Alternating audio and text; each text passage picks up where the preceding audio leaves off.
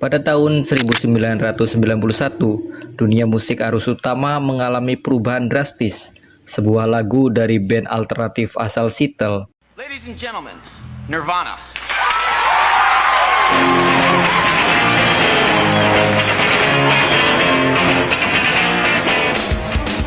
tiba-tiba mendobrak tangga lagu, televisi, dan radio tanpa promosi besar. Judulnya Smell Like Teen Spirit. Di balik dentuman distorsi dan lirik yang kabur, tersembunyi keresahan anak muda yang muak pada kemapanan dan kehilangan arah. Lagu ini menjadi simbol bagi generasi yang merasa tak punya tempat dalam sistem yang mereka warisi. Bukan karena lagunya sempurna, tapi karena ia merasa jujur.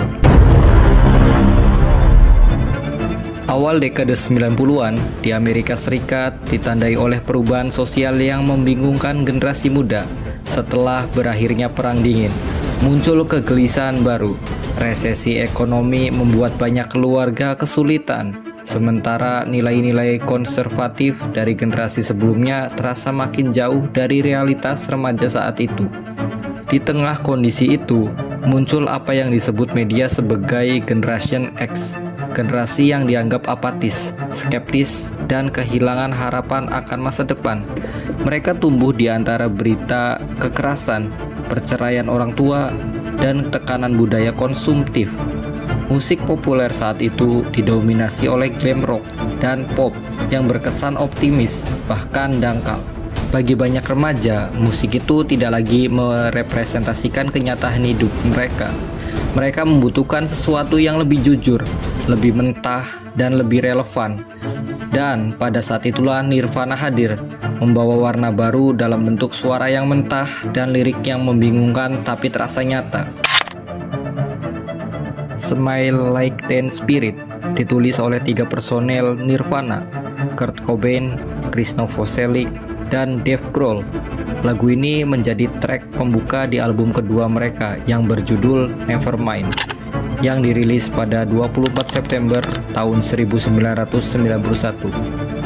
Inspirasi judulnya datang dari tulisan di dinding yang dibuat teman Kurt, Caitlin Hanna, vokalis band Bikini Kill. Ia menulis, "Kurt, smell like teen spirits," tanpa menyangka bahwa Teen Spirits adalah nama merek deodoran yang dipakai oleh pacar Kurt saat itu.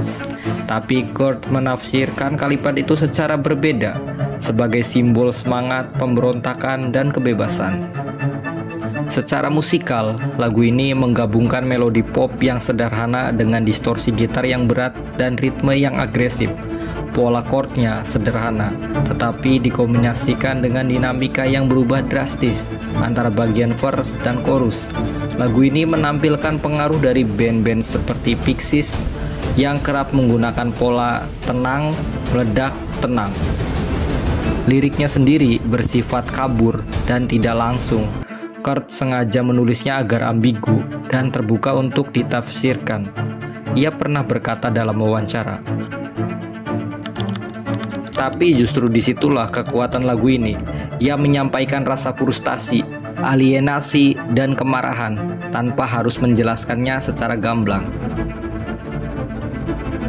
Begitu dirilis, Smell Like Teen Spirit langsung mendapat perhatian besar, bukan hanya di kalangan penikmat musik alternatif, tapi juga media arus utama.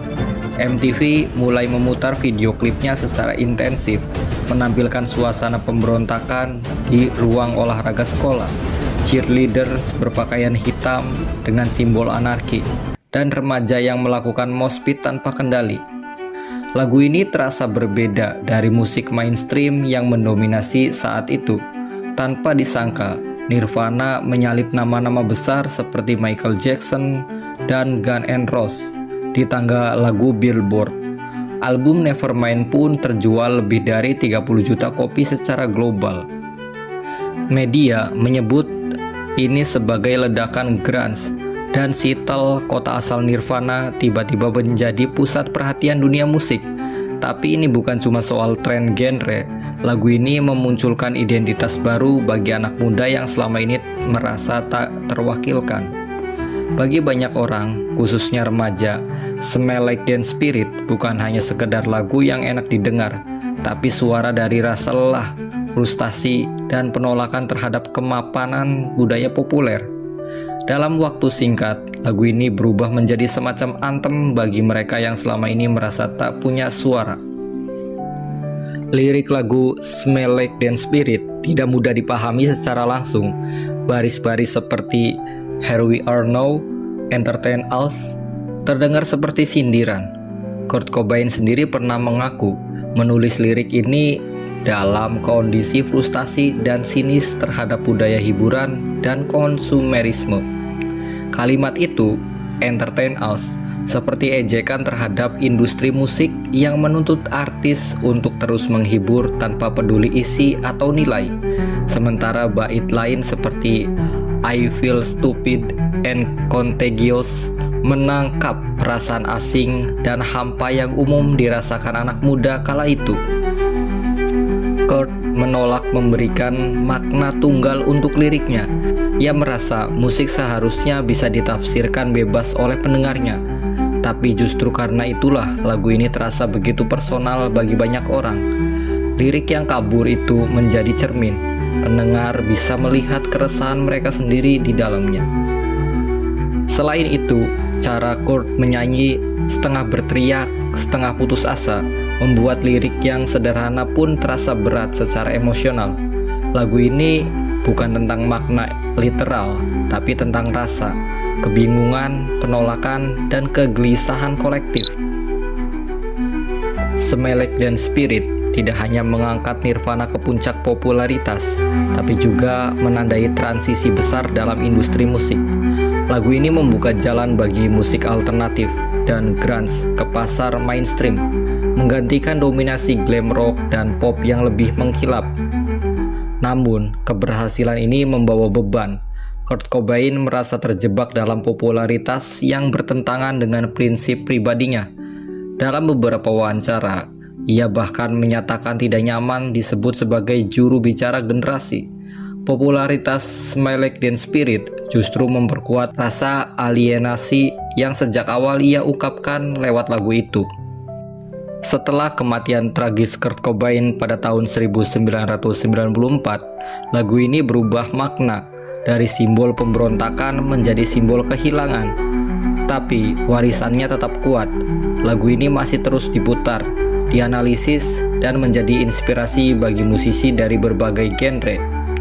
Hari ini, Smell Like Teen Spirit tidak hanya diingat sebagai lagu legendaris, tapi juga sebagai potret jujur dari generasi yang sedang mencari identitas, dan mungkin sampai sekarang masih belum menemukannya. Lebih dari 3 dekade setelah dirilis, Smell Like Teen Spirit tetap bergema, bukan karena ia sempurna, tapi karena ia jujur. Lagu ini bukan sekedar musik, tapi cermin dari masa di mana banyak orang merasa tak didengar. Dan kadang, yang kita butuhkan bukan jawaban, tapi suara yang mewakili kegelisahan kita. Itulah kenapa lagu ini tidak pernah benar-benar usang.